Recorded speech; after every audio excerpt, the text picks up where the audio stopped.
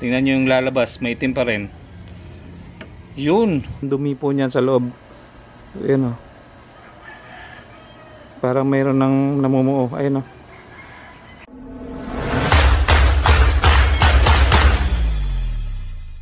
It's me again, Daniel TV Vlog. Ngayon naman po ituturo ko naman sa inyo kung paano yung pinaka basic na pag-change oil ng fluid or yung pag-bleeding doon sa caliper natin. Kasi pag matagal na hindi natin napapalitan yung fluid, yan yung nagkukos ng kalawang, tsaka yun din yung nagkukos ng pag-i-stack up ng kanyang piston. So kaya magtataka ka bakit sa katagalan na hindi mo pa nagalaw yung piston mo.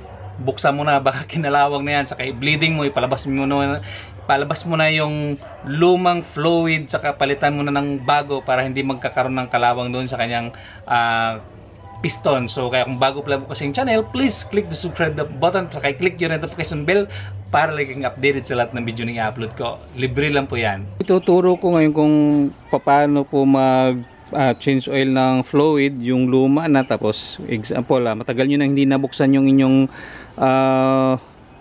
fluid.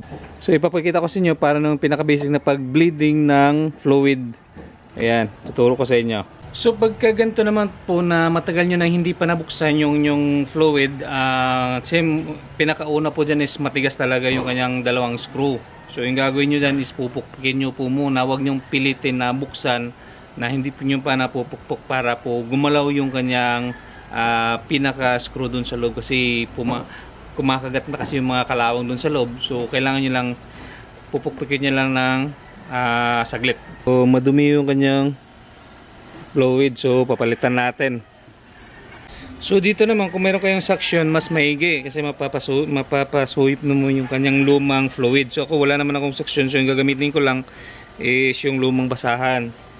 Ayan, papa-absorb ko lang yan hanggang sa maubos yung kanyang lumang fluid, yung maitim na. Kasi pag pumasok to sa caliper, ito yung dahilan na pag-i-stack up naman ng yung caliper. Ayan.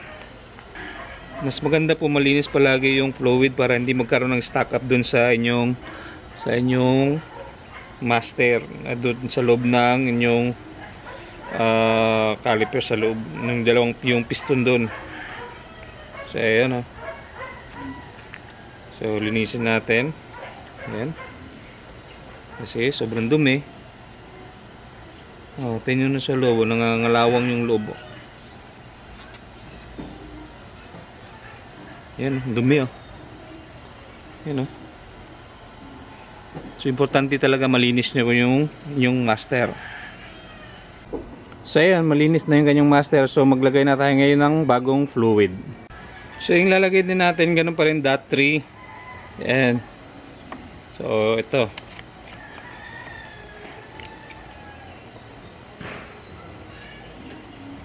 Ayan, so yan malinis na. Hindi kagaya na nina. Tapos saka natin i-bleed. So pwede lang natin itong buksan. So yung gagawin nyo dito, pag nagbi-bleed naman po kayo, so ang gagawin nyo is pipigain nyo to. Isa, dalawa, tatlo sabay, hawak. Huwag nyo pong bibitawan pag nagbi-bleeding po kayo para hindi po nagkaroon ng hangin dun sa kanyang secondary master. So tapos pag nahawakan nyo na to, saka nyo naman bubuksan dun yung kanyang nozzle. So yun, huwag nyo pong bibitawan yung kanyang caliper. Pag nagbi-bleed kayo, kaya kailangan hinawakan nyo po yun. Tapos saka nyo po bubuksan dito sa kanyang bleeder. Ayan yun, ang dumi ng lumabas. Yan, pag lumabas na po yun, saka nyo naman isasara ulit. Sara nyo po ulit yan.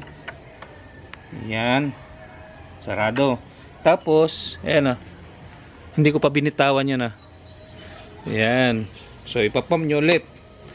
1, 2, 3. Tapos sabay piga.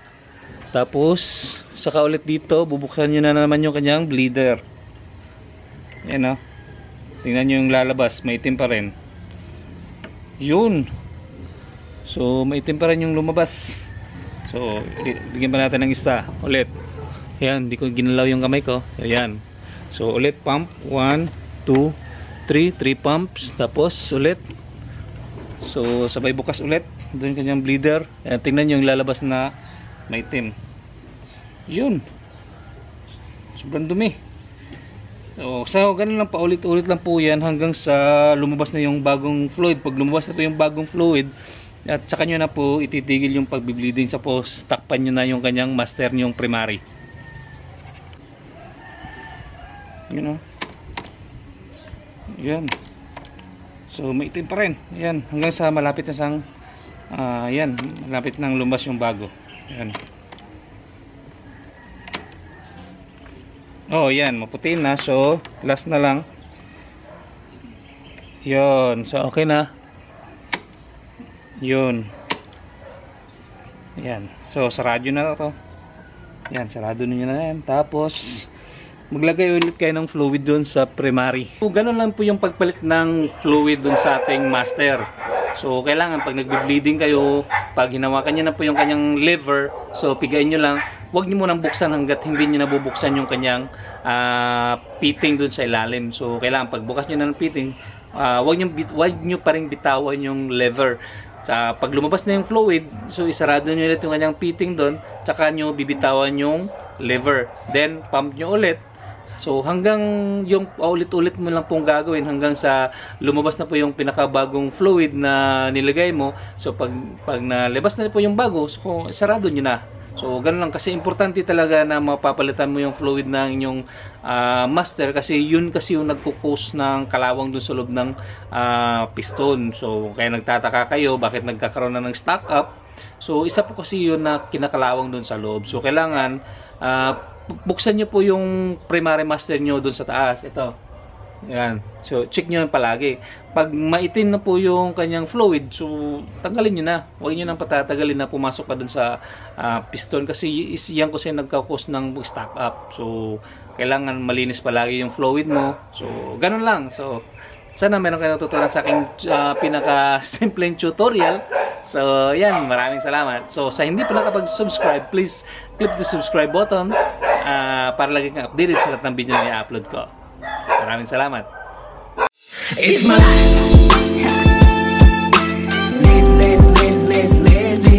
It's my life.